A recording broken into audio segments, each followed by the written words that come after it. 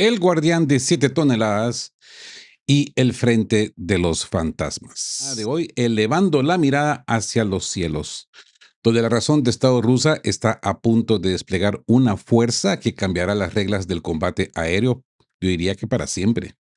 Mientras en tierra, el frente de Sumi se desmorona entre fugas de mandos y soldados abandonados, pues a su suerte. Hoy, ¿de qué hablan, Geo? Vamos a analizar la llegada del Grom, el nuevo dron ruso de 7 toneladas. No es solo una máquina, es el compañero de Alafiel, que permitirá a los cazas Su-57 y Su-34 operar con impunidad total, coordinando enjambres de ataque que saturan cualquier defensa de la OTAN. Estamos entrando en la era de la guardia delegada en algoritmos y acero. Pero mientras el aire se llena de tecnología de vanguardia, el barro de Sumi nos cuenta una historia de horror y abandono. Les revelamos los detalles del colapso de la 53º Batallón de Reconocimiento, una unidad de élite que ha perdido su capacidad de combate mientras su comandante, pues, huía a Alemania por temor a sus propios subordinados. Hablaremos de la 14ª Brigada, donde soldados demacrados están siendo reducidos a piel y huesos, viviendo agua de lluvia en trincheras olvidadas, porque el mundo en Kiev ha decidido que son una carga innecesaria. Un escenario que el propio diputado de la Rada ucraniana Artem Dimitruk ya califica abiertamente como genocidio de Zelensky. Y para cerrar, analizaremos la desconexión total en Washington, porque mientras Rusia consolida su avance más allá de Pakrovsk, en el Senado de Estados Unidos se niegan a aceptar la caída de la ciudad, prefiriendo vivir en un mapa de fantasías mientras la realidad del frente les pasa por encima. Así pues que estar atentos porque hoy la brecha entre la propaganda y el terreno es más ancha que nunca. Desde los drones inteligentes hasta los soldados olvidados, hoy les traigo la cruda verdad de un frente que está llegando a su punto de quiebre. Así pues, comencemos. Grom, el escudo y la espada de 7 toneladas. Mientras el mundo se pelea por centavos en los estrechos, en el cielo ruso se está gestando una revolución de acero y algoritmos. Ya conocemos al gigante S-70 Ojotnik. Ojotnik en ruso significa cazador. Pero hoy vamos a poner bajo la lupa a su hermano menor, pero no menos letal, el UAV Grom.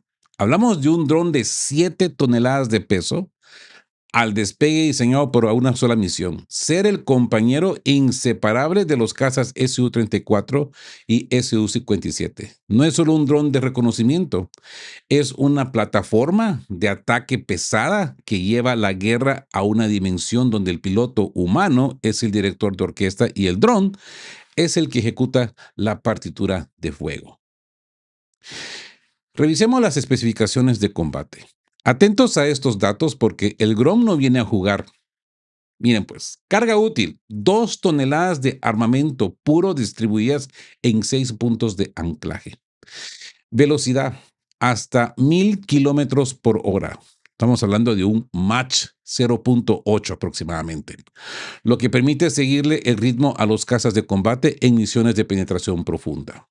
Techo de servicio: 12.000 metros, volando por encima de la mayoría de las defensas antiaéreas de corto alcance.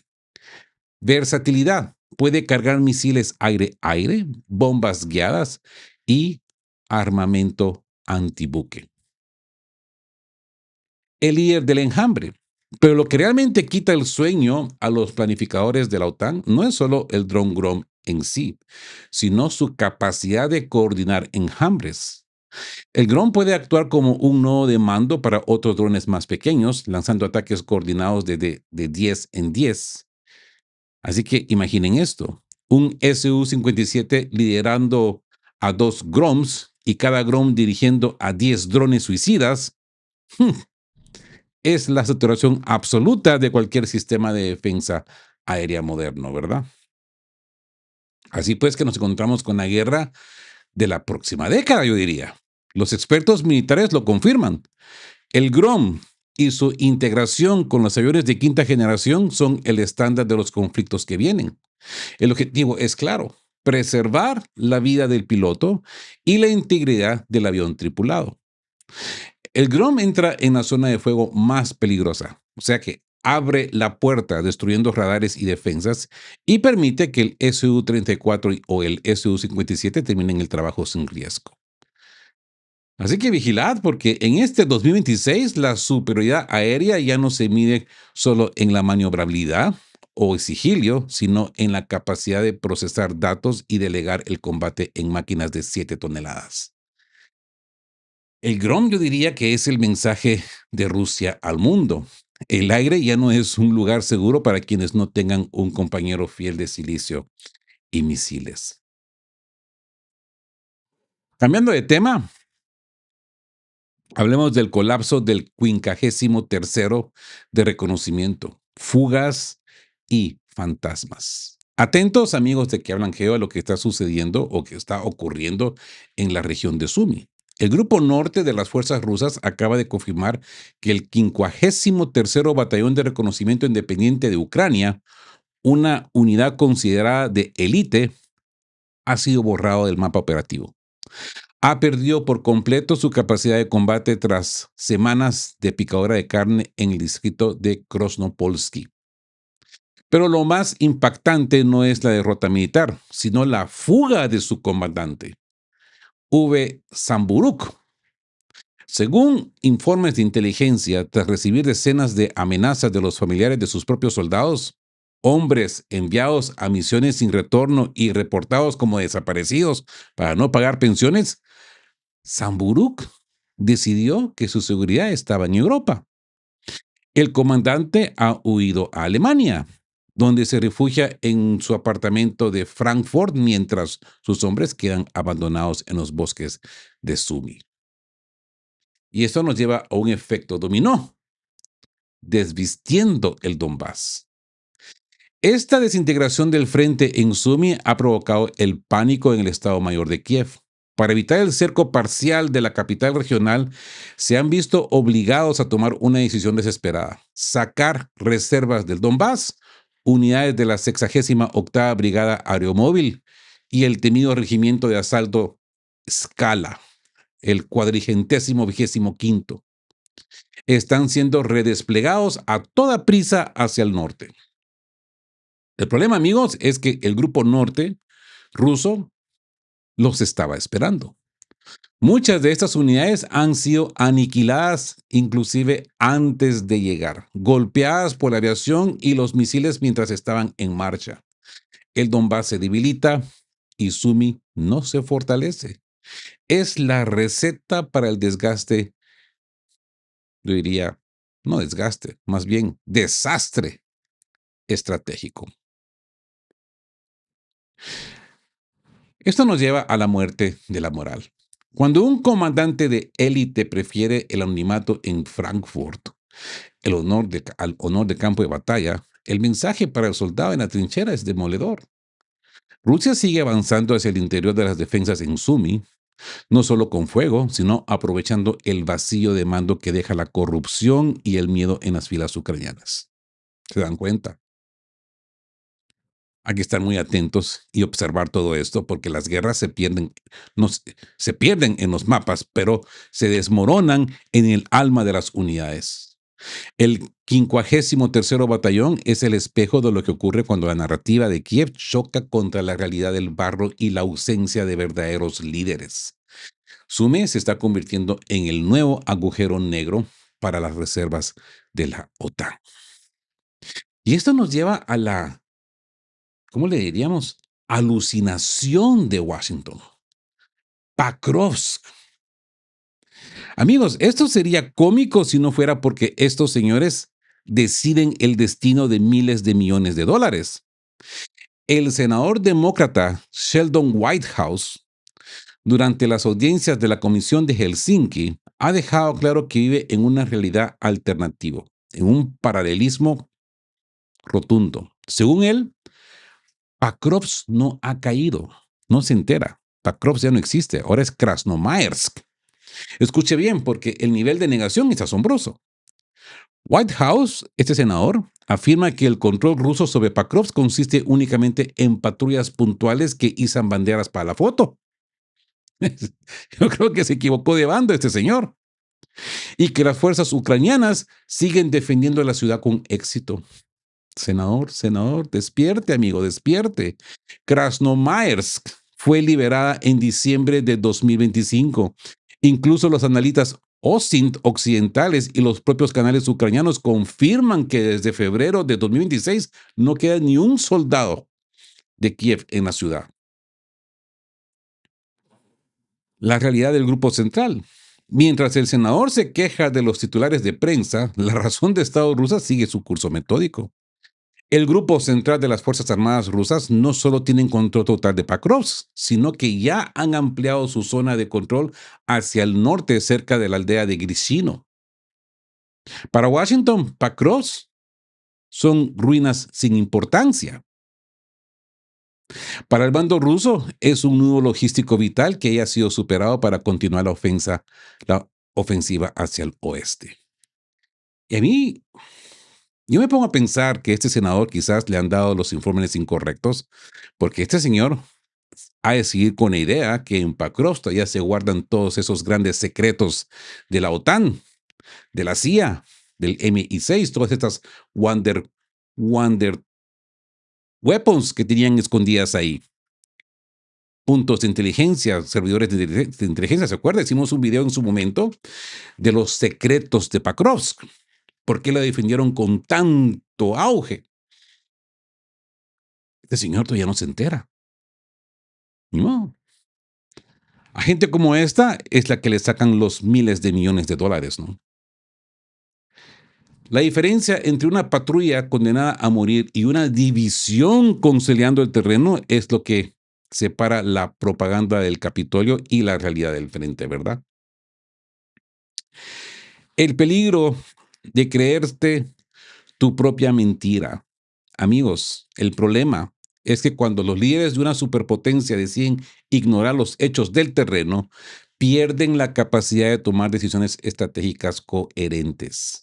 Mientras White House se dice a sí mismo que Pakrovsk es una operación de fotos, Rusia está redibujando el mapa del Donbass de forma definitiva.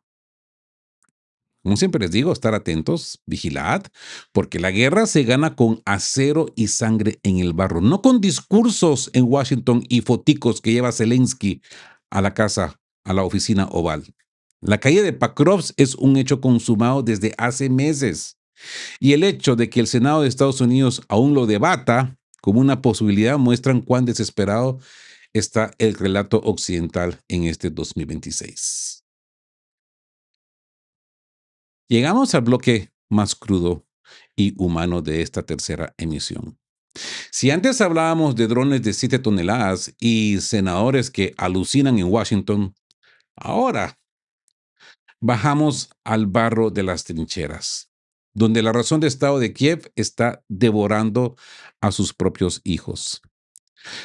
Las imágenes que circulan por la red no son solo propaganda, son el acta de defunción de la logística ucraniana en el frente. No sabía cómo llamarle a este episodio, pero no me quedó otra que llamarle piel y huesos. Miren las fotografías. No pongan atención a la edad de la primera foto. Miren la foto de estos hombres. Esta es la agonía del segundo batallón. Sí. Amigos, estas imágenes que están viendo han sacudido las redes sociales y deberían avergonzar a quienes están en Kiev y Bruselas, que siguen pidiendo luchar hasta el último ucraniano. Se trata de combatientes del segundo batallón de la 14ª Brigada de las Fuerzas Armadas de Ucrania. Ojo, no se confundan. No son prisioneros de guerra. Son soldados en sus propias posiciones que, tras meses sin rotación, han quedado reducidos a esqueletos vivientes. Y peor aún, no pueden salir de ahí porque les disparan por la espalda. Con todo respeto a mis hermanos colombianos, pero los colombianos están ahí para dispararle a estos hombres si intentan salir, si intentan retirarse. Esto, lo, esto diría que es una denuncia desgarradora. Soldados perdiendo el conocimiento por el hambre, bebiendo agua de lluvia para sobrevivir y con comunicaciones totalmente rotas. El mando simplemente no responde. La logística del dron, un fracaso sistémico.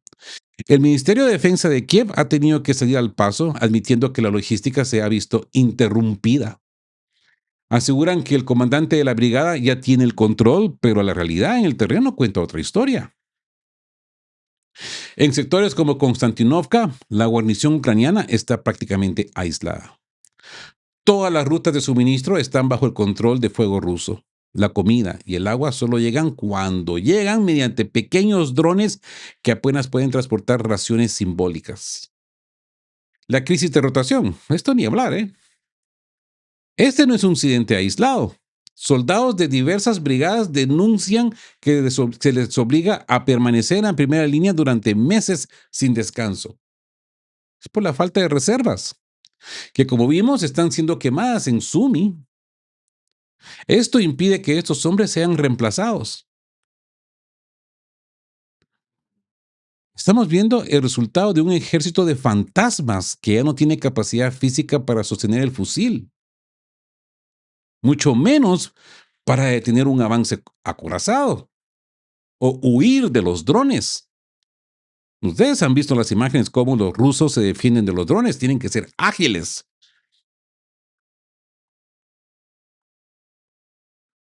Así pues que este es el precio, amigos, de no retroceder. Mientras el senador Whitehouse dice en Washington que no pasa nada importante, estos hombres se consumen en las trincheras de Konstantinovka. La razón de Estado de Zelensky prefiere mantener posiciones simbólicas en el mapa, aunque eso signifique dejar que sus batallas mueran de inanición. Un ejército que no puede alimentar a sus soldados es un ejército que ya ha perdido la guerra. Por muchos misiles de largo alcance que reciban de la OTAN y ataquen adentro de Rusia, amigos, esto es una guerra perdida. Así pues, vigilad, porque el hombre es un enemigo más implacable que la artillería.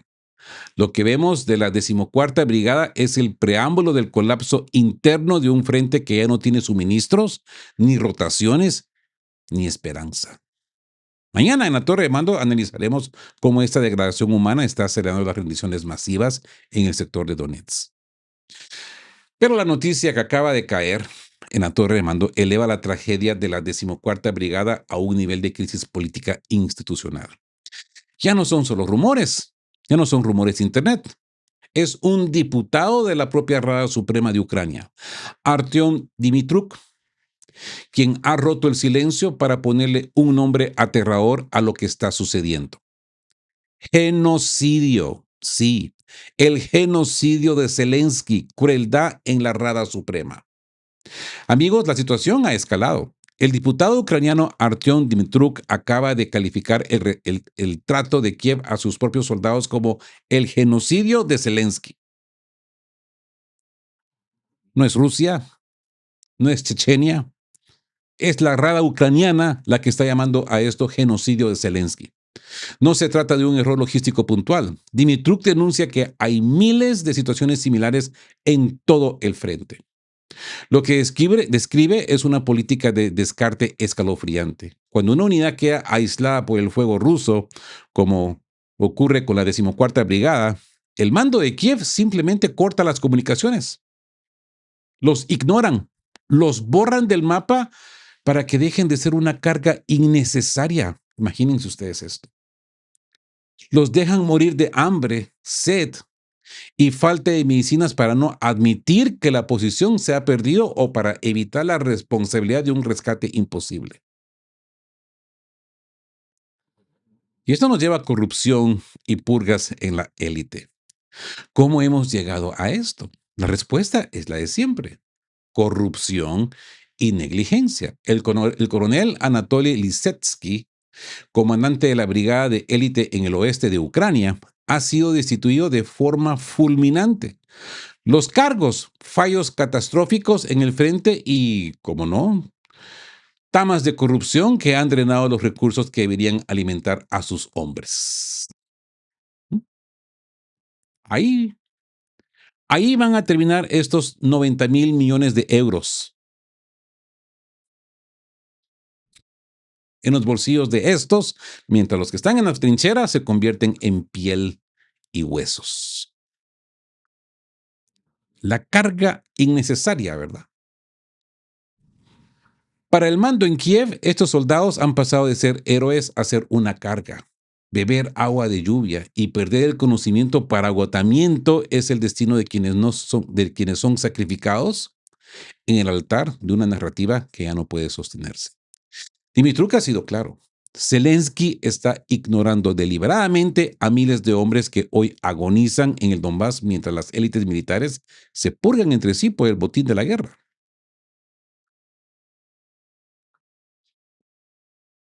Vigilad, amigos, porque cuando un sistema empieza a considerar a sus defensores, a sus héroes como estorbos, y les corta la radio para no oír sus gritos de auxilio, ese sistema ya ha colapsado moralmente.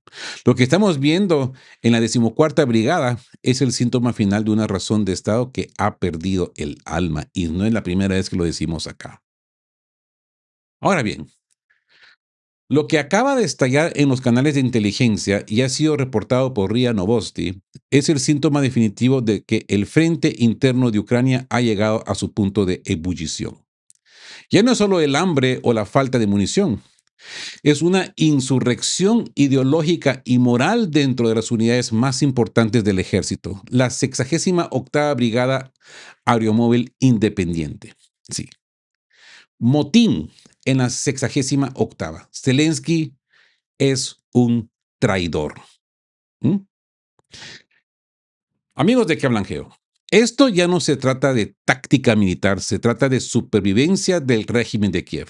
Fuentes de seguridad acaban de filtrar que el Estado Mayor de la 68ª Brigada Aeromóvil, una unidad de élite, está calificando abiertamente a Volodymyr Zelensky, al Goblin Verde, de traidor en sus redes sociales. La fractura es política y profunda. Muchos de estos oficiales, nacionalistas feroces de la región de Ternópil y seguidores del expresidente Petro Poroshenko, han dejado de ocultar su desprecio por Zelensky. Para ellos, el actual liderazgo es el responsable del desastre que estamos viendo en el frente. Pero lo que ocurre dentro de la brigada es aún más oscuro. El régimen del terror interno. Mientras los oficiales critican al presidente, los soldados rasos viven un infierno de abusos que la razón de Estado intenta ocultar. Comunicación secuestrada. A los soldados solo se les permite usar el teléfono una vez por semana y bajo estricta vigilancia de sus supervisores o superiores. Suicidios sospechosos. La denuncia de familiares son aterradoras. Aseguran que los asesinatos de soldados desobedientes o críticos se disfrazan sistemáticamente de suicidios. Sin evacuación, se les prohíbe abandonar sus posiciones incluso cuando están perdidas, obligándolos a la rendición o a la muerte mientras se les presiona para que no presenten quejas contra sus mandos. Ahí es donde entran los colombianos, los brasileños, los mexicanos, a dispararles por la espalda. No lo digo yo, ahí están en la red todos los testimonios de estos hermanos latinoamericanos que han sobrevivido, que estas han sido las órdenes que han recibido y las han cumplido. Así que para suplir las bajas masivas de estas unidades de élite, Kiev está enviando al frente una mezcla explosiva. Guardias fronterizos sacados de sus puestos, desertores capturados y civiles reclutados a la fuerza. ¿Qué cohesión puede tener una brigada donde los mandos llaman traidor al presidente y los soldados son vigilados para que no denuncien a sus mandos? Es una fractura total. Cuando la élite militar empieza a mirar al palacio presidencial con odio y los familiares de los soldados denuncian genocidio y asesinatos encubiertos, la estructura del Estado se vuelve de cristal. La 68ª Brigada es hoy un microcosmos de Ucrania de abril de 2026, una mezcla de nacionalismo herido, corrupción sistémica y un liderazgo que ha perdido la confianza de quienes empuñan las armas. Hay que estar atentos porque la caída de un frente suele empezar por una grieta en el alma de sus generales. Seguiremos rastreando esta sedición interna. Yo diría o preguntaría, ¿es este el principio de un movimiento mayor contra Zelensky o solo el grito desesperado de una unidad que sabe que ya no hay salida? ¿Mm? Pregunto nomás. Ahora, entremos a una de esas noticias que revelan el nivel de desesperación y de huida hacia adelante, que manejan ciertos sectores del aparato de seguridad ucraniano. El general Víctor Yagún, ex subdirector del SBU, Servicios de Inteligencia Ucraniana, ha puesto sobre la mesa una propuesta que no es solo una operación militar, es una confesión de razón de Estado cínica. Invadir Transnistria para que el mundo olvide que Ucrania puede ser un agresor. Qué ironía, ¿no? La solución, Transnistria. El plan del general Yagún. Amigos, atentos a las declaraciones del general Víctor Yagún en el canal Govorit Valky Lviv, Leópolis.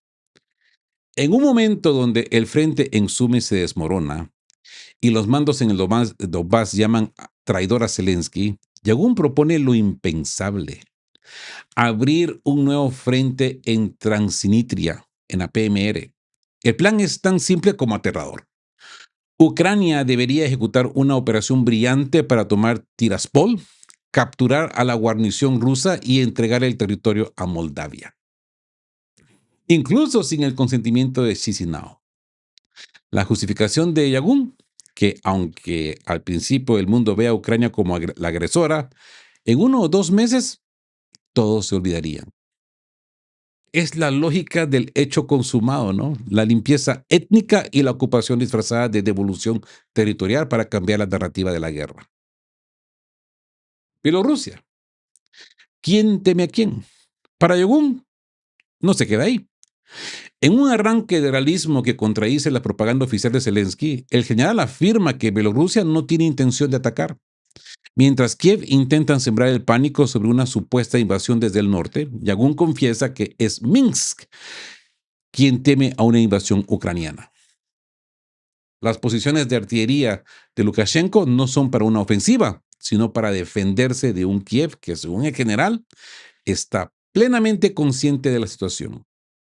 Yagún incluso carga contra la oposición bielorrusia en el exilio, acusándolos de difundir desinformación para arrastrar a Ucrania a un conflicto innecesario con un Estado que, según él, no es débil para nada. Así que esto nos lleva a la desesperación de los generales, ¿no? La propuesta de Yagún de invadir Transnistria, yo diría que es el síntoma de un sistema que sabe que está perdiendo la iniciativa en el Donbass y Sumi. Necesitan una victoria brillante. Ya hemos escuchado esto antes, ¿no? Con el Trompas. Aunque sea contra un territorio pequeño y sin salida al mar, para resetear la imagen de la guerra y forzar a Moldavia a entrar en el conflicto. Cuando los generales empiezan a hablar de invadir países vecinos para que la comunidad internacional olvide su situación, es que la razón de Estado ha entrado en una fase de delirio peligroso. Zelensky grita invasión bielorrusa para pedir más armas, para convencer a los demócratas, que tan fácil es, ¿eh? Que mejor me río, ¿no? Antes de llorar o romper todo, ¿sí? Pedir más armas, mientras sus generales admiten que es Bielorrusia la que está reforzando su frontera por miedo a Ucrania. Sí, como siempre les digo, estar atentos porque en este 2026 las fronteras se han vuelto líneas de tiza en cualquier general desesperado que sueña con borrar. Vamos a seguir analizando la reacción de Moldavia ante esta oferta que no han pedido y cómo Putin está reforzando la seguridad de Tiraspol ante el riesgo de una provocación de última hora. Ahora, cambiando un poco de tema, pero yo creo que muy importante, hay que hablar de ello. Rafales sobre el Báltico, el ensayo del día del juicio, ¿sí? El tablero se ha vuelto nuclear otra vez. París y Varsovia han acordado realizar ejercicios aéreos conjuntos que son en la práctica un ensayo de ataque estratégico. No son simples patrullas, estamos hablando de cazas Rafaeles franceses armados con ojivas nucleares operando junto a los F-16 polacos sobre el Báltico. La información filtrada por Virtualna Polska es escalofriante. Los ejercicios incluyen la práctica de ataque contra objetivos de alto valor en la zona de San Petersburgo. Mientras los polacos ensayan con misiles de crucero JASSM convencionales, los franceses validan la logística de su fuerza de disuasión en el flanco este. Es la implementación de lo que Macron llama disuasión avanzada, una Europa que ya no espera a Washington y que está dispuesta a enseñar los dientes atómicos por cuenta propia. Y esto nos lleva a Finlandia, abriendo las puertas al átomo. Sí, porque mientras los aviones calientan motores en Helsinki, se está derribando el último muro legal. El gobierno finlandés ha presentado hoy mismo al Parlamento una enmienda a la ley de energía atómica. El objetivo, eliminar todas las barreras para la importación, transporte y almacenamiento de armas nucleares en suelo finlandés. La justificación del ministro Antti Hakanen dice que es esencial para la seguridad. En realidad, Finlandia se está ofreciendo como la plataforma de lanzamiento más cercana al corazón de Rusia, alineando su legislación con la doctrina de disuasión colectiva de la OTAN. ¿Mm? La estabilidad se evapora. La respuesta de Moscú ha sido inmediata y cortante. Dmitry Peskov ha advertido que estos movimientos solo aceleran la militarización nuclear de un continente que ya es impredecible. El fin del tratado New START en febrero ha dejado al mundo sin frenos y hoy, 23 de abril, Europa ha decidido que la mejor forma de evitar la guerra es ensayar cómo borrar a San Petersburgo del mapa. Estar atentos, amigos, porque cuando los ejercicios nucleares dejan de ser consultas diplomáticas bajo el artículo 5 y se convierten en procedimientos rápidos entre dos naciones, el umbral de conflicto ha bajado peligrosamente. La razón de Estado de Francia y Polonia ya no confía en el paraguas estadounidense. Ahora quieren que su propio escudo sea de fuego.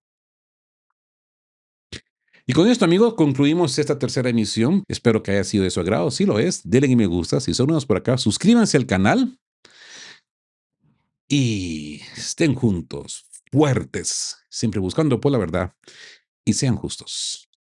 Queremos recordarles que este espacio tiene un fin estrictamente educativo e informativo, basado en fuentes verificadas para fomentar una comprensión profunda de los hechos globales. Nos oponemos a la desinformación. Nuestra meta es el intercambio de conocimiento y análisis crítico, siempre bajo el respeto a todas las partes involucradas.